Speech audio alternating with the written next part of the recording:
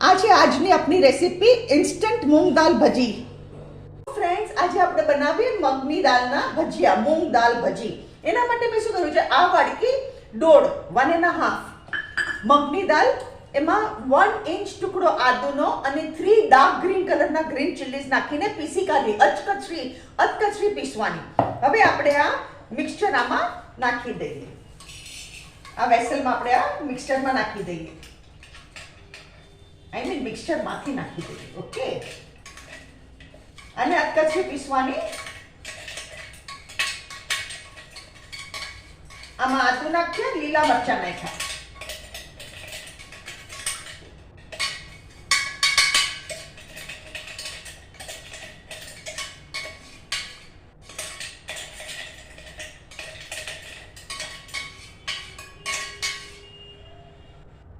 બીજી સામગ્રી શું જોશે? આ છે આપણું મગની દાળ. એમાં આદુ અને લીલા મરચાં નાખીને પીસ્યા. એક નાનો કાંદો આટલો બારીક સુધારેલો અને આટલી 3 ટેબલસ્પૂન ભરીને કોથમરી સરખી નાખજો, બહુ ટેસ્ટી લાગશે.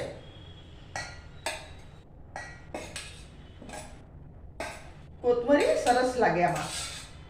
અને ગ્રીન ચીલીઝના મેં પીસીસ નથી નાખ્યા, અને તમારે બચ્ચાઓ કોઈ ગ્રીન ચીલીઝ ન ખાતા હોય તો તમે સ્કીપ બી કરી શકો છો. પણ આદુ તો નાખજો જ, આદુથી વધારે ફ્લેવર આવશે.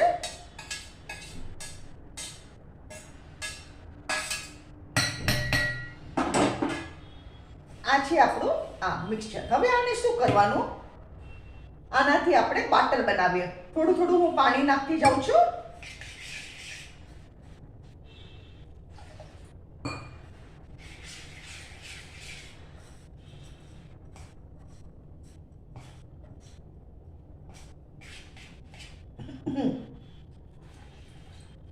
તીખા લીલા મરચા છે, મેં ડાર્ક ગ્રીન કલરના સ્પાઈસી લીધેલા છે.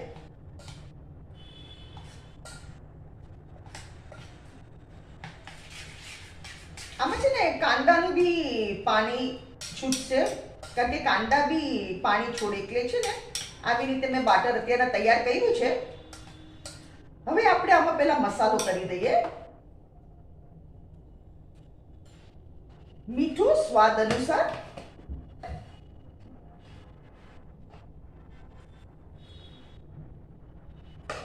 આ મેં ½ ટીસ્પૂનથી વધારે નાખી છે. હળદર, ચપટી હળદર, આટલી, બહુ નહીં. અને લાલ મરચું બી ચપટી. આ 5 ટીસ્પૂનથી બી ઓછી, ટીસ્પૂન નથી, આ 5 ચમચીથી બી ઓછી છે. મારી નાની સ્પૂન છે મસાલાની. હવે આપણે બધું એને બરાબર મિક્સ કરી દઈએ.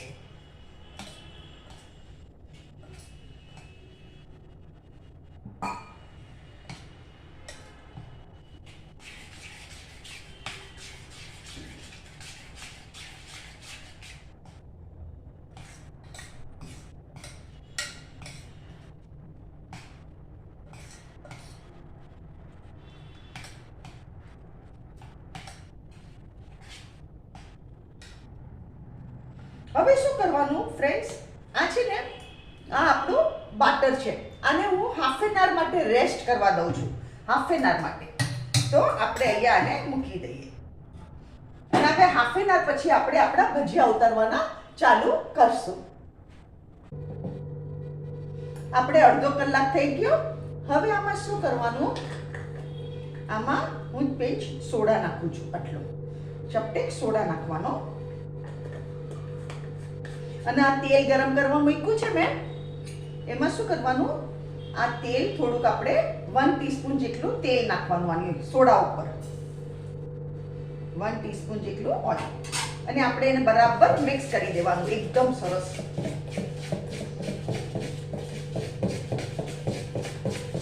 એટલે વચમાંથી શું છે આપણું ઓલું સરસ રહે, નહીં તો વચમાંથી છે ને ઓલું શું કહેવાય, આપણે લોંધો થાય છે જરાક. એટલે આને એક રસ આપણે કરી દઈએ. હવે આપણે ભજીયા ઉતારવાના ચાલુ કરી દઈએ. એ તેલ તો ગરમ થઈ ચૂક્યું છે આપણું.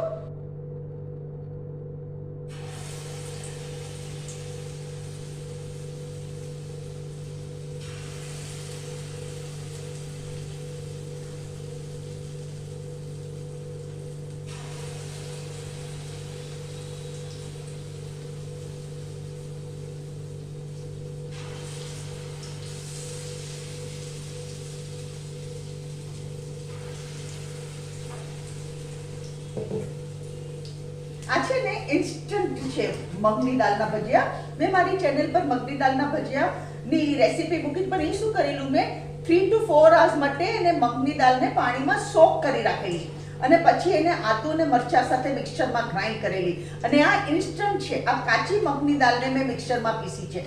એટલે આ ઇન્સ્ટન્ટ તમે ઓચિંતા નક્કી કરો કે મારે આજે ભજીયા ખાવા છે, તો you can instantly make it. અને ખાલી અડધો કલાક માટે તમારે રેસ્ટ આપવાનો, વધારે જરૂર બી નથી. સો ધીસ ઇઝ ઇન્સ્ટન્ટ મગની દાળના ભજીયા. એન્ડ ઈ ઓલા તમે સવારથી નક્કી કરી રાખ્યું હોય તો તમે મગની દાળને સોક કરી શકો છો અને યુ કેન મેક ધેમ એવી રીતે. બે પોતપોતાની રીતે બહુ ટેસ્ટી લાગે. ખાલી દાળ પીસવામાં ધ્યાન રાખવાનું કે બાઇન્ડિંગ બરાબર થવું જોઈએ, બાઇન્ડિંગ બરાબર થવું જોઈએ. એટલે ગેસ જરા ફાસ્ટ કરું છું. એટલે તમે બે રીતથી ભજીયા બનાવી શકો. સોક કરીને બી બનાવી શકો અને ઇન્સ્ટન્ટ બનાવી શકો. આજે મેં ઇન્સ્ટન્ટ બનાવ્યા છે, તો I am sharing my recipe with you. હું છે ને ભજીયામાં થોડાક તો સોડા નાખું જ છું. I feel it is better. અને હું તમને સજેસ્ટ નહીં કરું કે soda is optional. It is not. You put little soda.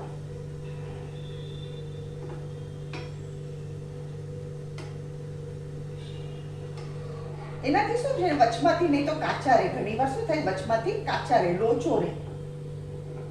આ જો કેવું મસ્ત થઈ ગયા આપણા વેરી ડિલિશિયસ સ્ટીમિંગ હોટ મૂંગ દાલ ભજી. સ્ટીમિંગ હોટ.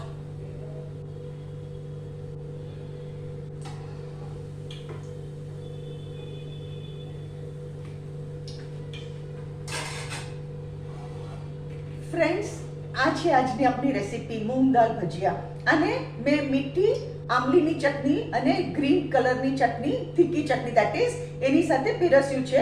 આની બેયની ચટણીની રેસીપી મેં મારી ચેનલ પર શેર કરેલી છે. અગર તમને મારી આજની રેસીપી પસંદ આવે તો કમેન્ટમાં જરૂરથી લખો અને મારી ચેનલને જરૂરથી સબસ્ક્રાઇબ